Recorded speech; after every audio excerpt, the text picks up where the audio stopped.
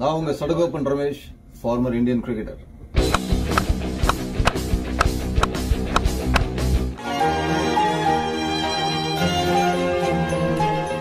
வணக்கம் சகோ. Afghanistan rocked, England shocked அப்படின்ற மாதிரி. பட் இது பயங்கர ஷாக்கா கேட்டீங்கன்னா நான் இல்லைன்னு சொல்லுவேன். அதுக்கு காரணம் பாத்தீங்கன்னா நேத்தி மேட்ச் ஆரம்பிக்கிறதுக்கு முன்னாடி நான் சொன்னேன் ஆப்கானிஸ்தான் அப்செட் பண்றதுக்கான ஒரு வாய்ப்பு இருக்கு, அவுட் சைட் சான்ஸ். அதற்கு காரணம் பாத்தீங்கன்னா ரெண்டு விதமா நம்ம சொல்லலாம். என்னோட பதிவுல தொடர்ந்து நீங்க பார்த்து கொண்டிருந்தால் இந்த ஓடிஐ சீரீஸ் போது நான் சொன்னேன் இங்கிலாந்து வந்து எங்கேயுமே ஃபைட் பண்ணல இந்தியாவை. நீங்க பாத்தீங்கன்னா எங்கேயாவது நாங்க ஒரு டாப் டக்கர் டீம் அப்படின்றது பிளாஷ் காமிக்கல இங்கிலாந்து அப்படின்றத ஒரு லேக் ஆஃப் கான்பிடன்ஸ் இருக்கு. இன்ஃபேக்ட் இங்கிலாந்து குவாலிஃபை ஆக மாட்டாங்க செமிஸ்னு நான் ஆணித்தரமா சொல்லியிருந்தேன். எனக்கு யூடியூப் பதிவில் நீங்க பார்க்கலாம், எனக்கு ஷோஸ்ல பார்க்கலாம். அதற்கு காரணம் அவங்க கிட்ட போலிங் ரொம்ப டப்பாவா இருக்கு இங்கிலாந்து. அதுக்கு முக்கியமான காரணம் பாத்தீங்கன்னா 4 போலர் வச்சு எவ்வளவு நாளுங்க ஓட்டுவீங்க. நேற்று கூட பாத்தீங்கன்னா மார்க் அந்த முட்டி வெளியோக வந்து கஷ்டப்பட்டு போலிங் போட்டது காரணம் அவர்கிட்ட இருந்து அட்லீஸ்ட் ஒரு 3 ஓவர் எடுத்தாதான் வேற எங்கேயாவது 3 ஓவரை குறைக்க முடியும் அப்படின்றதால தான் பண்ணிருக்காங்களே தவிர இது டெம்ப்ளேட் ஒர்க் ஆல நம்ம ஊர்ல தெரிஞ்சும் திருப்பி சாம்பியன்ஸ் டிராஃபி மாதிரி ஒரு மேஜர் ஈவெண்ட்டுக்கு அதே தவிர பண்ணிருக்காங்க இங்கிலாந்து. பட் இங்கிலாந்து அந்த பதிவிலையும் நான் சொல்லிட்டு இருந்தேன் இங்கிலாந்து பேட்டிங் பொட்டன்ஷியல் இருக்கு, பட் போலிங்ல பொட்டன்ஷியலே கிடையாது. திருப்பி ஆர்ச்சர், அதில் ரஷீத் இதை வச்சுதான் ஓட்டிட்டு இருக்காங்கன்றத சொல்லிட்டு இருந்தோம். பட் ஆப்கானிஸ்தான் அதே மாதிரி அப்செட் பண்றதுக்கு முக்கியமான காரணமா நான் ஃபீல் பண்றது, அதாவது நான் நேத்தி சொன்ன பாயிண்ட்ஸ் என்னன்னு பாத்தீங்கன்னா பாகிஸ்தான் பங்களாதேஷ் விட ஆப்கானிஸ்தான் பெட்டர் சைடு. அதற்கு காரணம் அவங்களோட ஃபைட்டிங் குவாலிட்டி. விட மாட்டாங்க, அவ்வளவு ஈஸியா விடவே மாட்டாங்க. அவங்க ரொம்ப பாசிட்டிவா யோசிப்பாங்க, அக்ரெசிவான ஒரு பிராண்ட் ஆஃப் கிரிக்கெட் ஆடி இருக்காங்க. இனிமேல வந்து ஐயோ ஆப்கானிஸ்தான் தோட்டிட்டீங்களா அதெல்லாம் கடந்து போயிட்டாங்க. ஆப்கானிஸ்தான் கொஞ்சம் பார்த்து உஷாரா ஆடுங்கன்ற சொல்ற கட்டத்துக்கு ஆப்கானிஸ்தான் எப்போ வந்தாச்சு. நீங்க பாத்தீங்கன்னா டெல்லி மேட்ச்க்கும் உங்களுக்கு ஞாபகம் இருக்கும், அங்கே ஒரு மிகப்பெரிய ஸ்டேட்மெண்ட் கொடுத்தாங்க. ஐசிசி டிராஃபில ஒரு மேஜர் டீம் ஆப்கானிஸ்தான் அந்த மாதிரி சாய்ச்ச போது ஒரு அலாம் கொடுத்தாச்சு. அங்கே பாத்தீங்கன்னா ஒரு காஷன் எல்லாம் கொடுத்தாச்சு ஆப்கானிஸ்தான். இனிமேலாம் நீங்களாம் ஷாக் ஆகாதீங்க, இது மாதிரி அடிக்கடி நாங்க பண்ண போறோம்னு ஸ்டேட்மெண்ட் அங்கே வந்தாச்சு. அதன் காரணமாகவும் நான் ஆப்கானிஸ்தானுக்கு சப்போர்ட் பண்ணேன். இங்கிலாந்து வந்து அதுக்கு நான் வந்து இங்கிலாந்து குவாலிஃபை ஆகாது அப்படின்னு சொன்னதுக்கு முக்கியமான காரணம் என்னன்னு பாத்தீங்கன்னா இந்த 4 போலரை வச்சு தலைவா இந்த 4 எப்படியுமே ஒருத்தன் மரணாடி வாங்குவான் அப்படின்ற போது அது 3 ஆயிடுது. அப்படின்றதுனால நேத்தி மார்க்வுட் அந்த முட்டி வலியோட நடக்கவே முடியல பாவம். ஆனா hats off to such kind of போலர்ஸ்ங்க.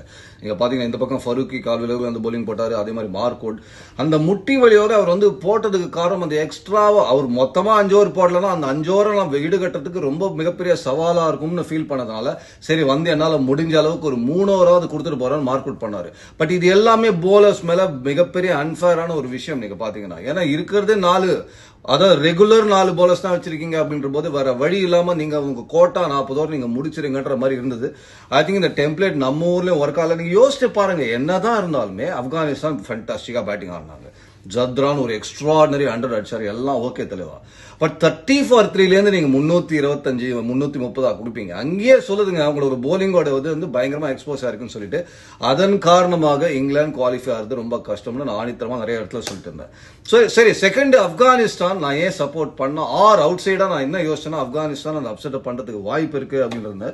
நீங்க பாருங்க பாகிஸ்தான் பங்களாதேஷ் விட ஆப்கானிஸ்தான் பெட்டர் கிரிக்கெட் ஆடிட்டு இருக்காங்க. அவங்க வந்து ஒரு அக்ரெசிவ் பிராண்ட் ஆஃப் கிரிக்கெட் ஆடுறாங்க, நம்புறாங்க, பாசிட்டிவா போறாங்க. இந்த 30 for 3ல கூட பேனிக் ஆகல. அங்கேருந்து ஒரு புல் பேக் பண்ணாங்க. ஒரு இண்டிவிஜுவல் பிரில்லியன்ஸ் லைக் ஜத்ரான் மாதிரி ஒருத்தர் எடுத்துன்னு வந்து கொடுத்தாரு. அங்கேருந்து பிடிச்சி நீங்க டாஸ் வின் பண்ணி பேட்டிங்னு சொன்னோன்னே அவங்களுக்கு தெரியுது ஒரு 280 அடிச்சா ஃபைட் பண்ணலான்றது. பட் அந்த 280 320 மாறிச்சு கடைசி 10 ஓவர்ல.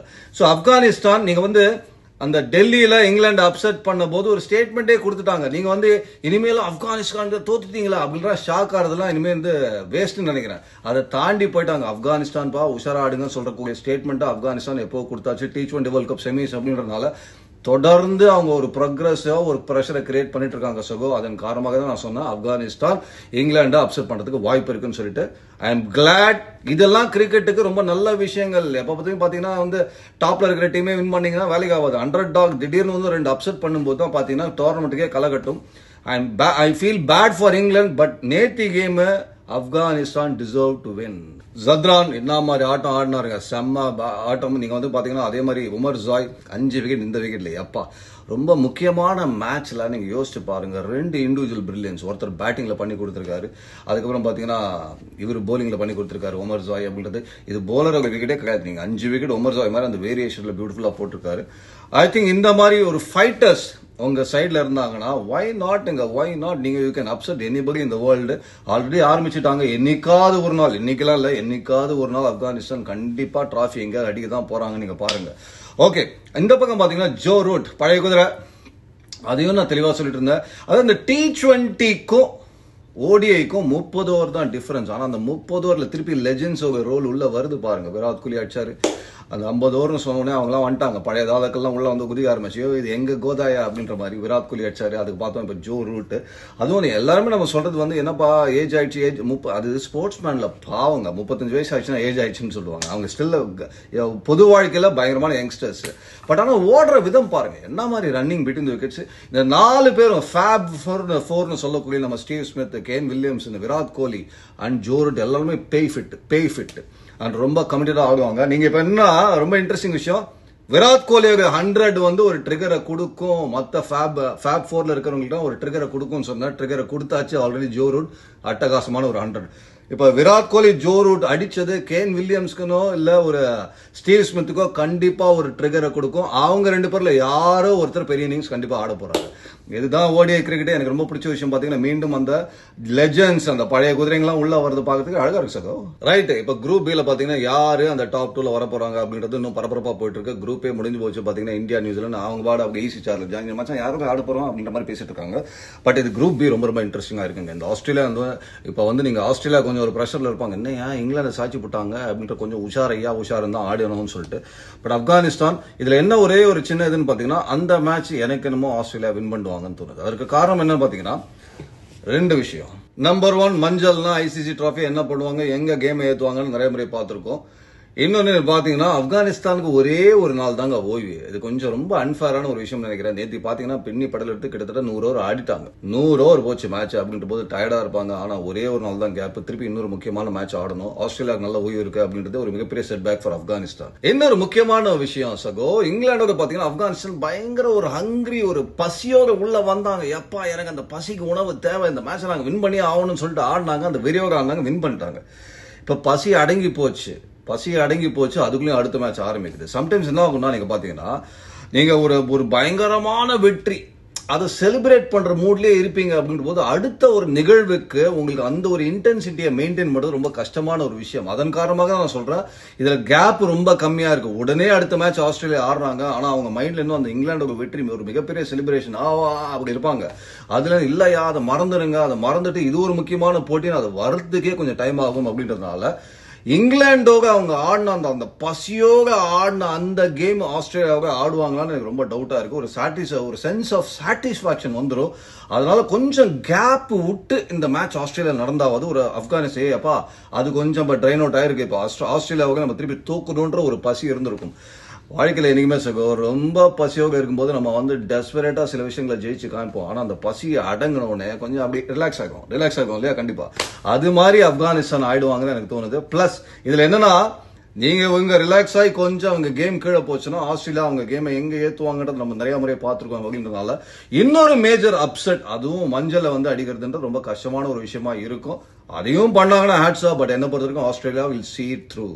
பட் ஒருவேளை அந்த ஆப்கானிஸ்தான்ல மேஜிக்க பண்ணாங்கன்னா ஆஸ்திரேலியா என்னத்தமா யோசிப்பாங்க, England should beat south Africa. South Africa அந்த மேட்சை தோக்கணும்யா, எப்படியாவது அடிச்சிருங்க இங்கிலாந்து அப்படின்னு சொல்லுவாங்க. அவங்க பரம எதிரி தான். ஆஸ்டர் கீஸ் எல்லாம் மறந்துருங்க மச்சான், இந்த மேட்ச் போய் சவுத் ஆப்பிரிக்காவை அடிச்சுட்டு வாங்கய்யா அப்படின்னு ஆஸ்திரேலியா யோசிப்பாங்க. அதற்கு காரணம் பாத்தீங்கன்னா மீண்டும் அந்த செகண்ட் பிளேஸ்ல இப்ப ஆப்கானிஸ்தான் அடுத்த மேட்ச் ஜெயிச்சாங்கன்னா டாப்ல போவாங்க சகோ.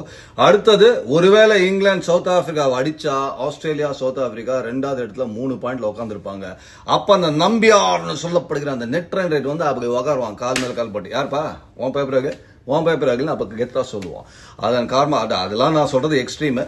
பட் எனக்கு தெரிஞ்சு இங்கேயே ஆஸ்திரேலியா முடிச்சிருவாங்க. ஆப்கானிஸ்தான் மீண்டும் அதே விரியோக ஆடுறது இல்ல அந்த கொஞ்சம் டயர்டா இருப்பாங்க பிசிக்கலி மென்டலி அப்படின்னால ஆஸ்திரேலியாவுக்கு தான் இந்த மேட்ச் சாதகமா இருக்கும். எனவே அந்த பக்கம் நீங்க பாத்தீங்கன்னா இந்தியா வெர்சஸ் நியூசிலாந்து இன்னொரு பரபரப்பான போட்டி இருக்கு. என்ன பண்றாங்க ஏற்கனவே நான் சொல்லியிருக்கேன், எல்லாரையும் ட்ரை பண்ணுங்க, முடிஞ்ச வரைக்கும் ட்ரை பண்ணுங்க. இப்பதான் பெஞ்ச் ஸ்ட்ரென்த்தை நீங்க டெஸ்ட் பண்ண முடியும். யார் என்ன ஃபார்ம்ல இருக்காருன்னு தெரிஞ்சுக்கிறது ரொம்ப ரொம்ப முக்கியமான ஒரு விஷயம். நான் சொல்றேன் ஒன்னே சகோ, குரூப் ஏ கொஞ்சம் ஈஸியான குரூப். இது நம்ம இந்தியா இருக்கிறதுனால அப்பாட்டாக குரூப்லாம் நம்ம சொல்ல மாட்டோம்.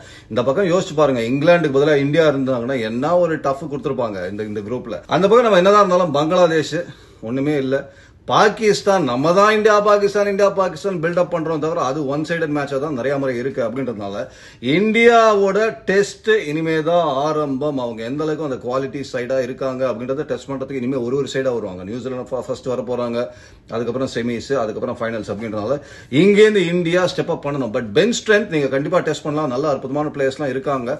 உள்ள ஹர்ஷ்தீப் சிங் மாதிரி போலர், நான் ஏற்கனவே சொல்ல வருண் சக்கரவர்த்தி, வாட் எவர் நீங்க யாரை ட்ரை பண்ணாலுமே நல்ல திறமையான ஒரு பெஞ்ச் ஸ்ட்ரென்த் நம்ம கிட்ட இருக்கிறது ஒரு மிகப்பெரிய பலம். அதை டெஸ்ட் பண்றது இந்த மேட்ச் தான் பண்ணி ஆகணும். சில பேர்லாம் சொல்றாங்க சகோ, இந்தியா இப்பதானே செமிஃபைனல்ஸ் வந்திருக்கு, இதுக்கு இவ்வளவு பெரிய செலிப்ரேஷன் பண்றீங்க சகோ அப்படின்னு கேட்கறாங்க. வாழ்க்கையில சின்ன சின்ன விஷயங்கள், சின்ன சின்ன வெற்றிகள், சின்ன சின்ன சந்தோஷங்கள், இந்த மூமெண்ட்ஸ் எல்லாம் நம்ம செலிப்ரேட் பண்ணியே ஆகணும் சகோ. பெருசா நடக்கட்டும் அப்புறம் செலிப்ரேட் பண்றோம்னு சொன்னோம்னா அது நடக்குமா இல்லையான்னு தெரியாது சகோ. அதனால தான் எப்பவுமே சொல்றேன், மனசுக்கு சந்தோஷத்தை தரக்கூடிய சின்ன சின்ன வெற்றிகள், சின்ன சின்ன மூமெண்ட்ஸ் நம்ம கண்டிப்பா செலிப்ரேட் பண்ணணும் சகோ. இப்ப இந்தியா செமிஃபைனல்ஸ் வந்திருக்காங்க, செலிப்ரேட் பண்ணுங்க. செமிஃபைனல்ஸ் ஜெயிச்சாங்கன்னா வேற லெவல்ல செலிப்ரேட் பண்ணுங்க. ஃபைனல்ஸும் ஜெயிச்சாங்கன்னா வேற லெவல்ல செலிப்ரேட் பண்ணலாம். அப்படின்றதுனால கண்டிப்பா செலிப்ரேட் பண்ணணும் சகோதரா. என்னடா திடீர்னு இந்த பேக்ரவுண்ட் மியூசிக் நம்ம சகோ பாடுறாரு நீங்க யோசிக்கிறீங்க. ஒன்னும் இல்ல சகோ, ஒரு ஜெயிலர் கண்ணாடியா வாங்கிட்டேன், ஷோக்கு போட்டுக்கலாம்னு சொல்லிட்டு போட்டுக்கலாமா வேணாமான்னு ஒரே கன்ஃபியூஷன். நீங்க கமெண்ட் செக்ஷன்ல போடுங்களா, சகோ இது நல்லா இருக்கு, சகோ இது நல்லா இல்ல அப்படின்னு ஏதாவது கமெண்ட் செக்ஷன்ல போடுங்க. அதை பார்த்தா தான் நான் டிசைட் பண்ண முடியுமான்றதை பாக்குறேன். ஆனா ஒண்ணுங்க, இதுலதான் கன்ஃபியூஷனே தவிர ஒரு விஷயத்துல தெளிவா இருக்குங்க, இதுல கன்ஃபியூஷனே கிடையாது. இனி வரப்போற முக்கியமான மேட்சஸ் எல்லாம் தெரிக்க போகுது. சாம்பியன்ஸ் டிராஃபி குரூப் பி களை கட்டுது, அதுக்கப்புறம் செமிஃபைனல்ஸ், ஃபைனல்ஸ்னால ஸ்டே டியூன் சகோ. Have a nice day. Enjoy the tournament.